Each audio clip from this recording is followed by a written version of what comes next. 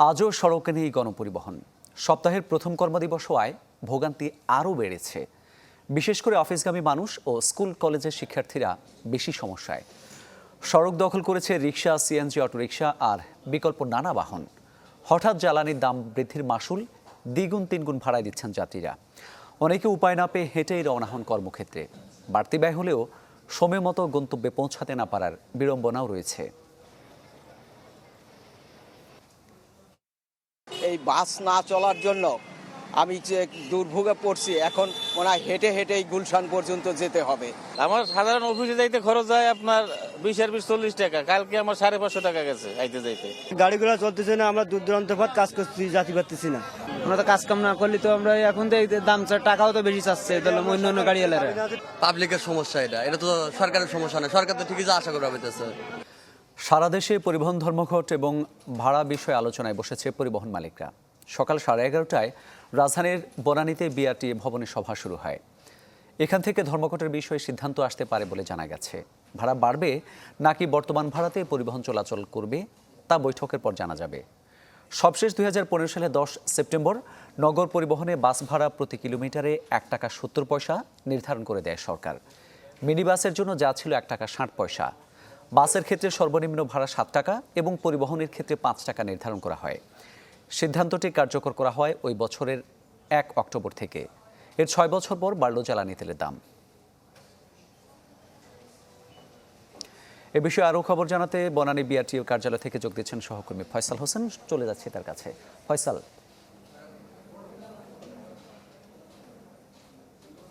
সকাল 11:30 থেকে মূলত শুরু হয়েছে এই বৈঠকটি, এবং বৈঠকটি এখনো চলছে। দীর্ঘ সময় বৈঠক চলছে এবং এই বৈঠকে অংশ নিয়েছেন কিন্তু বিআরটি এর কর্মকর্তা, জ্বালানি মন্ত্রণালয়ের লোকজন এবং অংশ নিয়েছেন কিন্তু পরিবহন মালিকরা, পরিবহন সেক্টরের যারা কর্মকর্তা আছেন বা যারা এটি নিয়ন্ত্রণ করেন তারাই মূলত অংশ নিয়েছেন। এবং এইটা বারবার কিন্তু তারা বের হয়ে আসছে এবং আমাদের সাথে বিভিন্ন ধরনের কথা বলছে। তো আমরা তাদের সাথে কথা বলে প্রাথমিকভাবে আমরা যেটা মনে করছি যে আজকে মূলত সিদ্ধান্তটা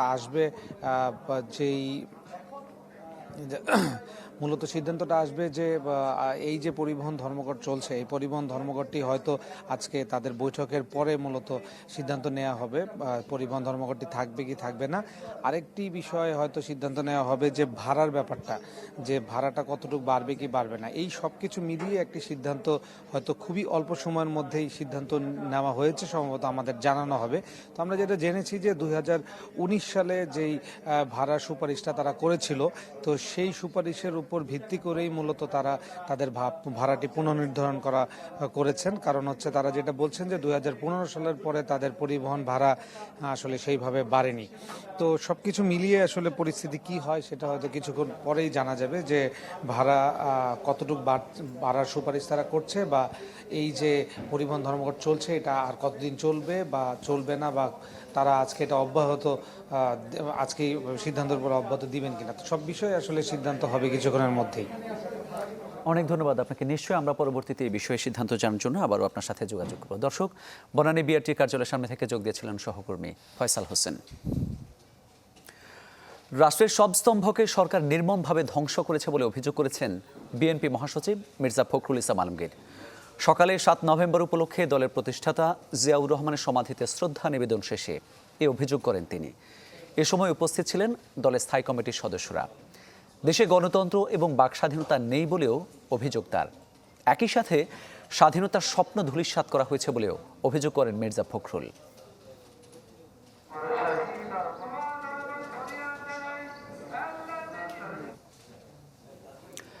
রাষ্ট্রপতি প্রাণভিক্ষার আবেদন নাকচ করেছেন, প্রস্তুত ফাঁসির মঞ্চ। কিন্তু আপিল বিভাগে আসামির আইনজীবী জানান পূর্ণাঙ্গ রায় এখনও প্রকাশ হয়নি। এতেই আপাতত ফাঁসি কার্যকর স্থগিত করেছেন প্রধান বিচারপতির নেতৃত্বাধীন আপিল বেঞ্চ। অ্যাটর্নি জেনারেল জানান কিভাবে ফাঁসি রায় কার্যকর হবে তার গাইডলাইন দেবেন আপিল বিভাগ। গেল কয়েকদিন ধরে আলোচনায় আপিলের সব প্রক্রিয়া শেষ করেই কি কার্যকর করা হয়েছিল চুয়াডাঙ্গার ঝরু ও মকিমের ফাঁসি, এমন বাস্তবতায় রোববার কুষ্টিয়ার এক আসামি শুকুর আলীর ফাঁসি কার্যকরের কারা কর্তৃপক্ষের তড়িঘড়ি নিয়ে আপিল বিভাগে প্রশ্ন তোলেন তার আইনজীবী। এ সময় তিনি বলেন, অ্যাডভান্স আদেশেই ফাঁসি কার্যকর করতে যাচ্ছিল কারা কর্তৃপক্ষ। প্রাণভিক্ষার আবেদন নাকচ করে দেন রাষ্ট্রপতি। এ যেন আরেক আইনি জটিলতা। সব শুনে প্রধান বিচারপতি নেতৃত্বাধীন আপিল বেঞ্চ পূর্ণাঙ্গ রায় না হওয়া পর্যন্ত ফাঁসি কার্যকর স্থগিত করে দেন। সুপ্রিম কোর্টের আপিল বিভাগ এই রায়টির অ্যাডভান্স কপি জেল কর্তৃপক্ষের নিকট প্রেরণ করেন। জেল কর্তৃপক্ষ সম্পূর্ণ অ্যাডভান্স অর্ডারটি পেয়ে শুকুর আলীর ফাঁসির দণ্ড কার্যকর করার জন্য প্রয়োজনীয় ব্যবস্থা করেন এবং সেটা শুকুর আলী এবং তার আত্মীয় স্বজন জানতে পেরে আমার সাথে যোগাযোগ করে সুপ্রিম কোর্টের আপিল বিভাগের নিকট এই আবেদন জানাই আজকে যেন কিছু সময় দেওয়া হয়, তার ফাঁসি কার্যকর করা না হয় টিল ফাইলিং দি রিভিউ পিটিশন দায়ের না করা পর্যন্ত যেন ওর ফাঁসি কার্যকর করা না হয়। রাষ্ট্রের প্রধান আইন কর্মকর্তা বলছেন, কিভাবে ফাঁসির আসামিদের রায় কার্যকর হবে এ নিয়ে গাইডলাইন দেবেন আপিল বিভাগ। আদেশ তো আদেশই, জেল কর্তৃপক্ষ এটা দেখেন, এখানে অর্ডারটা লেখা আছে appeal number 127 of 2014 dismissed, the year is confirmed, the conviction death sentence of Shukur Ali is confirmed, এটা লেখা আছে। কিন্তু এটা যে পূর্ণাঙ্গ রায় বা ছোট রায় এটা তো আর ওরা বোঝেনি, যেহেতু তারা আদালতের সাথে সম্পৃক্ত না বা তারা আদালতের কোনো ইয়ে না, এই কারণে হয়তো তারা বুঝতে পারেনি। আদেশের ভিত্তিতে কি ফাঁসি কার্যকর করা যায়? এটা তো কোনো সমস্যা না, কিন্তু যেহেতু আদালত বলেছেন এটা সেই অনুযায়ী হবে। এটা তো আদালত ঠিক করে দিয়েছেন যে না, পূর্ণাঙ্গ ইয়েতে যাবে না, পূর্ণাঙ্গ রায় না পেয়ে যাওয়া যাবে না।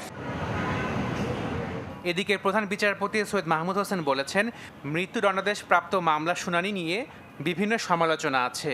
এজন্য 2006 থেকে 2008 পর্যন্ত থাকা মামলা শেষ করা হয়েছে। আপিল বিভাগ অগ্রাধিকার ভিত্তিতে শুনছে ফাঁসির মামলাগুলো। Desk report, channel 24।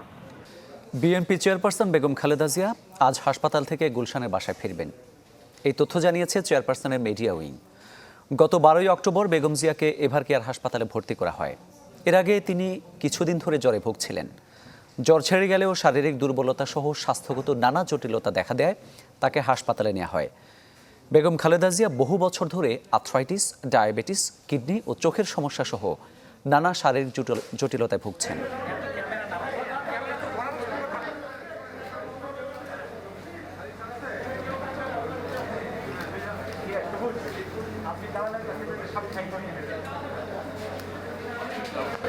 আশ্রয়ণ প্রকল্পে ঘর পাওয়া মানুষকে স্বাবলম্বী করতে এবার পারিবারিক পুষ্টি বাগান করার উদ্যোগ নিয়েছে কৃষি সম্প্রসারণ অধিদপ্তর।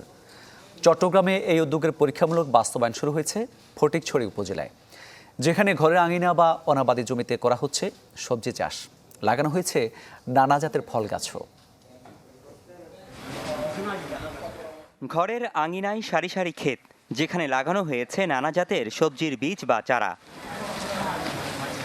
ফটিকছড়ির পাইংদুং ঢলুতে এই সবজি ক্ষেত করা হয়েছে আশ্রয়ণ প্রকল্পে।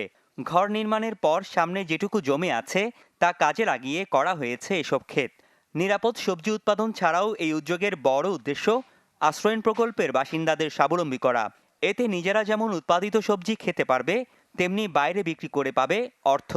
কৃষি বিভাগ থেকে আমাদেরকে একটা সহযোগিতা করছে, সহযোগিতা বলতে শাকসবজি, তো বিভিন্ন রকমের এই মালটা বাগান এরকমের মধ্যে আমাদেরকে সহযোগিতা করছে। আমাদের এখানে আর অভাব থাকবে না, মনে হলো এখানে সবগুলো মিলে আমাদের সব কিছু মিটে যাবে।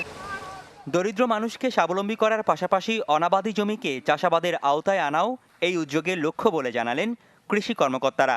পরিবারের মধ্যে প্রতি শতক জমিতে কালিকাপুর মডেল অনুসরণ করে সবজি, ফল বা মশলা জাতীয় বিভিন্ন প্রযুক্তি অনাবাদি জায়গায় সেট আপ করা, যাতে কিনা আধুনিক প্রযুক্তি বাসায় ব্যবহার করতে পারে, বাসার পুষ্টি সরবরাহ হতে পারে। এখানে সফল হলে পর্যায়ক্রমে উপজেলার বাকি আশ্রয়ণ প্রকল্পেও এই উদ্যোগ নেওয়া হবে বলছেন উপজেলা নির্বাহী কর্মকর্তা। এই প্রকল্পটি যেন বাংলাদেশে একটি মডেল প্রকল্প হয়। এখানের মানুষ যারা উপকারভোগী আছেন তারা যেন তাদের জীবনমান উন্নয়নে, তাদের জীবিকা নির্বাহে বাইরে কোথাও যাওয়া না লাগে, এখানেই তারা কৃষিকাজের মাধ্যমে, মৎস্য চাষের মাধ্যমে, পশুপালনের মাধ্যমে তাদের জীবিকা নির্বাহ করতে পারেন, সেই ব্যবস্থা আমরা করছি। ফটিকছড়িতে 3টি আশ্রয়ণ প্রকল্পে ঘর পেয়েছে 672টি হতদরিদ্র পরিবার। রনি দত্ত, চ্যানেল 24, চট্টগ্রাম।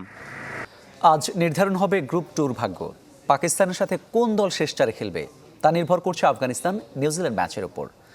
দুই দল মুখোমুখি হবে বিকেল 4টায়। ম্যাচটি হবে আবুধাবিতে।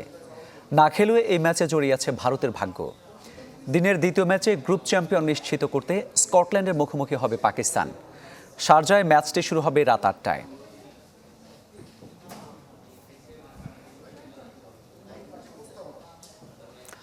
জানুয়ারিতে বড় পরিবর্তন আসতে পারে বাংলাদেশ দলে। নতুনদের দেয়া হবে পর্যাপ্ত সুযোগ, জানিয়েছেন জাতীয় দলের টিম ডিরেক্টর হিসেবে দায়িত্ব পাওয়া খালেদ মাহমুদ সুজন।